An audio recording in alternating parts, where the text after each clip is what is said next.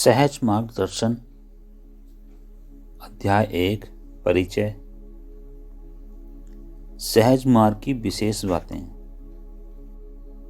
शंकर, रामानुज या दूसरे लोगों ने अपने अनुभव के आधार पर चाहे जो भी कहा हो, उसके बावजूद मैंने जो कुछ कहा या लिखा है वह मेरे निजी अनुभव पर आधारित है।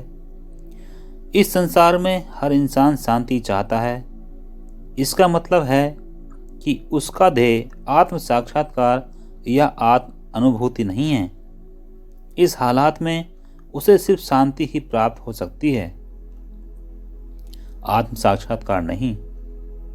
परंतु आत्म साक्षात्कार को ध्येय मान लेने पर शांति तो खुद ब खुद हासिल हो जाएगी।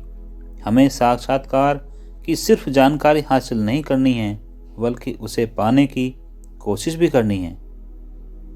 आमतौर पर लोगों का ख्याल है कि वर्तमान जीवन में मोक्ष प्राप्त करना मुश्किल ही नहीं बल्कि नामुमकिन है, परंतु यह एक गलत धारणा है। किसे मालूम है कि मोक्ष की ओर ले जाने वाला शायद यही हमारा अंतिम जन्म हो।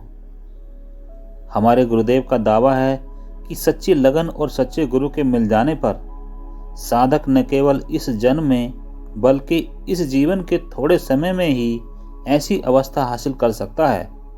उन्होंने इसे साबित कर दिखाया है, परंतु शब्दों में उस सबूत का वर्णन करना मुमकिन नहीं है। केवल हमारा व्यक्तिगत अनुभव ही इसे दर्शा सकता है। लोगों की सामान्य मान्यता यह है कि ईश्वर को जंगल में ही पाया जा सकता है, मानो वह जंगल का निवासी हो। बिल्कुल गलत और बेतुकी है। मेरा मानना है कि उसे अपने हृदय में ढूंढना ही बेहतर है, परंतु इसके लिए बैरागी जैसा हौसला होना चाहिए। सांसारिक जिम्मेदारियों को भूलकर, घर छोड़कर चले जाने और बिना किसी निश्चित उद्देश्य का प्रयोजन के इधर उधर भटकने का कोई औचित्य नहीं है। असलियत तो यह है कि वैराग्य की उस अवस्था में भी शायद ही कोई सांसारिक भावनाओं से पीछा छुड़ा पाता हो।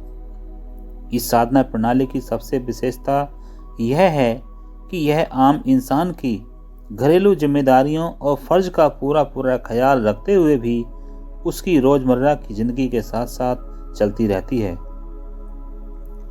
ताकि जीवन के दोनों पहलू सांसारिक एवं दिव्य समान रूप से दीप्तिमान हो सकें। हमारा मकसद सिर्फ इन सिद्धांतों का प्रचार करना या उपदेश देना ही नहीं है, बल्कि उनका पालन करना और उन्हें दैनिक जीवन में लागू करना भी है। मिशन का उद्देश्य सहज मार्ग की इस नई पद्धति के जरिए अपने सद्गुरु के आदर्शों का प्रसार करना और एक प्रकार से सोए हुए समस्त जन समुदाय में दिव्य चेतना जगाना है, जिससे वे प्रगति के पथ पर अग्रसर हो सकें। इसके लिए जरूरी है कि आधुनिक जीवन से मेल न खाने वाली, प्रायश्चित और जबरदस्ती ब्रह्मचर्य का पालन कराने वाली रूढ़िवादी पद्धतियों को हटाकर उनकी जगह सरल और स्वाभाविक पद्धति का पालन किया जाए। जहाँ तक मोक्ष या मुक्ति का संबंध है, लगभग सारे प्राचीन और वर्तमान मनीषी इस बात पर एकमत हैं कि राजयोग ही एक ऐसा मात्र मार्ग है जो मानवीय पहुंच के दायरे में आने वाली अंतिम अवस्था तक पहुंचाने का दावा करता है। पूर्णत्व या साक्षात्कार की चाह रखने वाले हर इंसान को कभी न कभी इस मार्ग का सहारा लेना ही पड़ेगा। सहज मार्ग राजयोग के सिद्धांतों के काफी करीब है, परंतु उस प्रणाली की अनावश्यक बातें हटाने के लिए कुछ संशोधन और परिवर्तन अवश्य किए गए हैं। सहज मार्ग साधना की प्रमुख विशेषता है गुरु की सहायता। इसीलिए एक ऐसे सुयोग्य मार्गदर्शक की तलाश करना अभ्यासी के लिए जरूरी हो जाता है, जो प्राणाहुति की योगी प्रक्रिया द्वारा अपनी शक्ति प्रभावित कर उसकी सहायता करता हुआ उसे आगे ले जा सके। गुरु अपनी आंतरिक शक्ति का उपयोग कर अभ्यासी के अंदर सोई हुई शक्ति को जगा देता है और दिव्य धारा के प्रवाह का रुख प्राणाहुति द्वारा अभ्यासी के हृदय की ओर मोड़ देता है। परिणाम यह होता है कि अभ्यासी असीम आनंद का अनुभव करता हुआ आध्यात्मिक रूप से तरक्की करता जाता है। अभ्यासी को सिर्फ खुद को इसे ग्रहण करने के लिए तैयार करना होता है, या दूसरे शब्दों में खुद को इसके योग्य और सुपात्र बनाना होता है।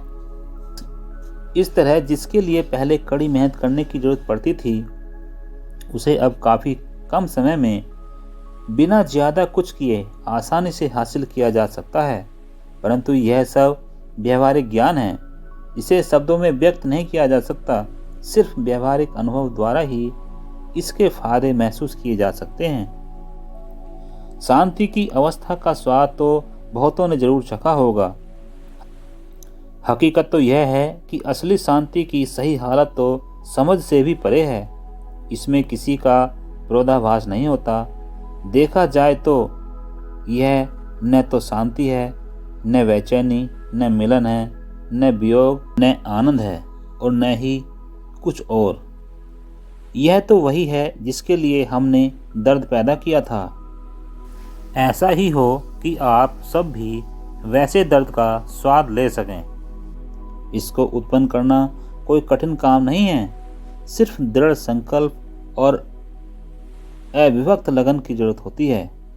अगर वह है तो आपको जिसकी तलाश है वह आपकी पहुंच के दायरे में ही नहीं बल्कि आपके भीतर ही हो सकता है। नहीं, मुमकिन है। जिसकी तलाश आपको है, आप खुद वही हों। उसके लिए दिल में प्यार की ऐसी तपिश होनी बेहद ज़रूरी है जो राह में आने वाले घास पात और झाड़ झंकाड़ को जलाकर भस्म कर दे। मेरा इरादा गुरु की रूढ़िवादी धारणा की पैरवी करना नहीं है। हमारी अपनी संस्था में गुरु की धारणा का मतलब है सामान्य भ्रात भाव से जरूरत के अनुसार सेवा और त्याग के भाव के साथ एक दूसरे की सहायता करना। सहज मार्ग पद्धति में आध्यात्मिक अभ्यास और प्रशिक्षण के लिए सभी धर्म, रंग, जाति के स्त्री पुरुषों का स्वागत है। यहाँ किसी तरह का कोई भेदभाव नहीं किया जाता। असलियत की चाह रखने वाले इसका अनुभव प्राप्त करने और अभ्यास करने के लिए आ सकते हैं और भारतीय दर्शन में एक नई परंपरा की शुरुआत करने वाले मेरे गुरुदेव की कृपा का भरपूर लाभ उठा सकते हैं। खुदा करे उनकी करुणामय निगरानी सबको अपने परम लक्ष्य ईश्वर साक्षात्कार तक पहुँचाए और मानव जीवन को सार्थक बनाएं।